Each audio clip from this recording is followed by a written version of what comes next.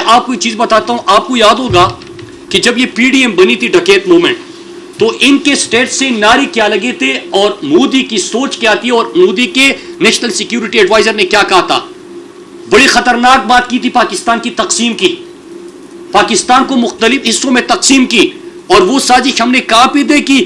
جب P D M بنتا ہے تو آزاد بلوچستان کا نعرہ لگتا ہے بلوچستان میں, لر اور بر کا نعرہ لگتا ہے خیبر پختونخوا میں, جاگ پنجاب جاگ کا نعرہ لگتا ہے لاہور میں, اور اردو زبان والوں کو اور سندھو دیش کا نعرہ لگاتا ہے کہاں پہ, سندھ میں.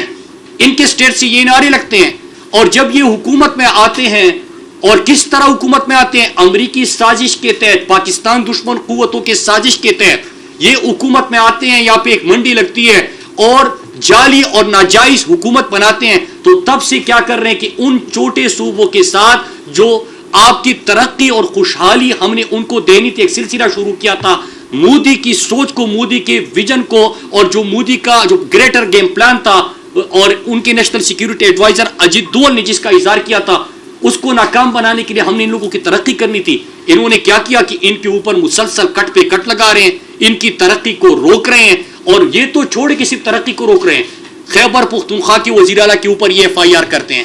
کس کو خوش کر رہے ہو آپ, کس طرح ملک کو لے کے جا رہے ہو. آزاد جو ہمارا اس کے ساتھ نعرہ لگانے والے تھے وہ لگاتے ہیں, وہ ایف آئی آر کرتے ہیں کس کے اوپر, خیبر پختونخوا کے وزیر اعلیٰ کے اوپر. گلگت بلتستان کے وزیر اعلیٰ کے اوپر لاٹھی چارج بھی ہوتا ہے, اس کے اوپر بھی آپ ایف آئی آر درج کر دیتے ہو. آزاد کشمیر کے وزیر اعظم کے خلاف کیا کچھ ہوتا ہے وہ بھی آپ کے سامنے ہے, ان کے اوپر بھی آپ مختلف پولیس کارروائیاں شروع کر دیتے ہو. تو آپ اس ملک کو کس طرف لے کے جا رہے ہو. یہ امپورٹڈ حکومت, ناجائز حکومت ایک ایجنڈے کے تحت آئی تھی, اور امریکہ ان کو کیوں لے کے آئے گا, سازش کیوں کرے گا. عمران خان نے کیا بولا, اسلام کا مقدمہ لڑا. عمران خان نے کیا کیا کہ پاکستان کو متحد کیا, پاکستانی قومیت کا نعرہ لگایا, ہر صوبے میں گئے, ان کو ترقی اور خوشحالی دے دی. عمران خان نے امریکہ کو اڈے دینے سے انکار کر کے ایبسولوٹلی ناٹ بولا. عمران خان نے دنیا کو کہا کہ ہم آپ کے غلام نہیں ہیں, ہم اپنی پالیسی فیصلے کریں گے, کیونکہ ہم نے اپنے پاکستان کے 22 کروڑ لوگوں کے لیے آسانیاں پیدا کرنی ہے, ہم نے محرومیوں کا ازالہ کرنا ہے. اور آپ کے آتے ہی وہ جو گریٹر گیم پلان تھا آپ اس طرف لے کے گئے اور پاکستان کو نقصان پہنچا رہے ہیں. سی ایم جی بی نے بات کی, ہم ان لوگوں کے ساتھ کھڑے ہیں.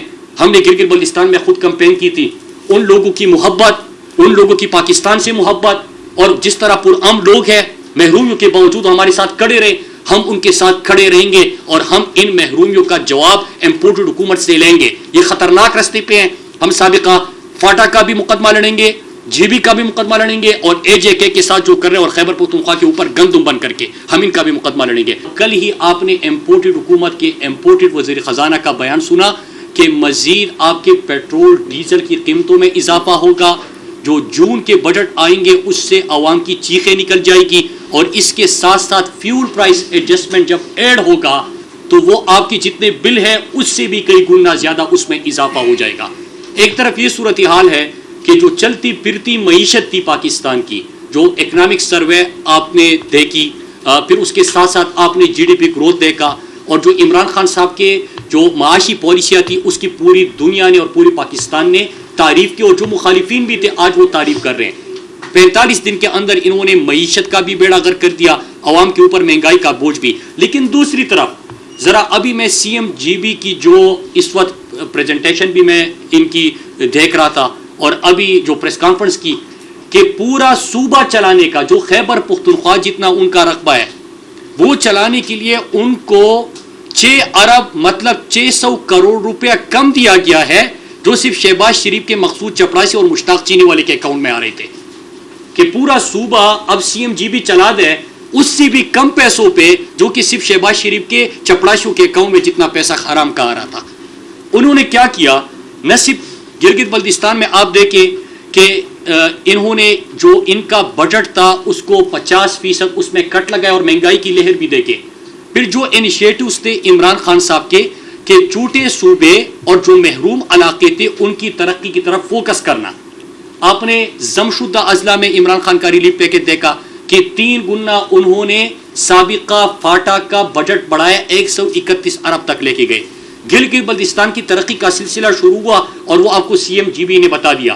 اس طرح ساؤتھ بلوچستان پیکج دے دیا, ساؤتھ پنجاب پیکج دے دیا. تو جو محروم علاقے تھے ان کی ترقی کا سفر شروع ہوا. لیکن آج کیا ہوا ہے, میں آپ کو صرف 3 اپنے جو NH تھا جو کہ ہمارے پاس ذمہ داری تھی، میرے پاس تھی، ہم نے اسکردو سے گلگت کی سڑک، سی ایم جی بی صاحب بیٹھے، علی امین گنڈاپور صاحب وزیر تھے، وہ مکمل کر دیا۔ گلگت سے شندور تک سڑک کا ہم نے آغاز کر لیا، اور اس کے ساتھ چترال شندور منصوبے کا بھی آغاز کیا۔ لیکن انہوں نے اس میں کیا کیا کہ ان کا بجٹ بھی کم کر دیا، ان کی ایلوکیشن بھی کم کر دی، جو جاری ہمارا منصوبہ ہے۔ پھر اس کے ساتھ ساتھ ایک اور بہت بڑا پروجیکٹ تھا جو کہ پوری جی بی کی ترقی کا ضامن بن سکتا تھا، اور ہم نے اس کا آغاز کیا۔ اس کے اوپر اس بجٹ میں پیسے روکیٹ کر کے آغاز ہونا تھا۔ ایچ اے کے اور جی بی کو ہم نے اکٹھے کرنا تھا، آپس میں ملانا تھا۔ شونٹل ٹنل کی میں بات کر رہا ہوں، اس کو آپس میں ملانا تھا۔ اس کے ساتھ ساتھ آپ کو یاد ہوگا کہ 7-8 مہینے تقریباً ہمارا جی بی جو ہے ان کے ساتھ رابطہ منقطع ہو جاتا ہے، سڑک بند ہو جاتی ہے۔ بابو سر ٹاپ کی میں بات کر رہا ہوں، بابو سر ٹاپ کی بھی ہم نے فیزیبلٹی شروع کر دی، اور آپ کو پتہ ہے کہ اس بجٹ میں کتنا پیسہ رکھا گیا ہے؟ ملین، 90 ملین انہوں نے پیسہ رکھا ہوا ہے۔ تو یہ جو جاری ترقی کا سفر تھا اس کو بھی یہ اس طرف لے کے جا رہے ہیں۔ اور میں آپ کو یہ بتانا چلوں کہ ہم سی پیک ترقی کا ضامن ہے پاکستان کا، لیکن سی پیک کا دروازہ گلگت بلتستان ہے۔ تو جو گلگت بلتستان کو آپ نے محروم رکھا تھا، اگر ترقی کا سفر شروع ہوا تو آپ یہ اس قسم کی ترقی بھی روک رہے ہیں، بلکہ ان کو مقصود چپڑاسی اور مشتاق چینی والی سے بھی کم پیسے دے رہے ہیں کہ اس پہ پورا صوبہ چلا دو۔ تو آپ ان لوگوں کے ساتھ کیا کر رہے ہو؟ اس طرح ضم شدہ اضلاع کا میں بتانا چلوں کہ یہ کر کیا رہے ہیں، اور میں آپ کو سمجھاؤں گا کہ یہ کیوں کر رہے ہیں۔ انہوں نے ہمارے سابقہ ضم شدہ اضلاع کا بجٹ بھی، جو کہ ہم 3 گنا بڑھا کے 131 ارب تک لے کے گئے، اس میں بھی کٹوتی کر دی، ان کے ساتھ بھی ظلم کر دیا۔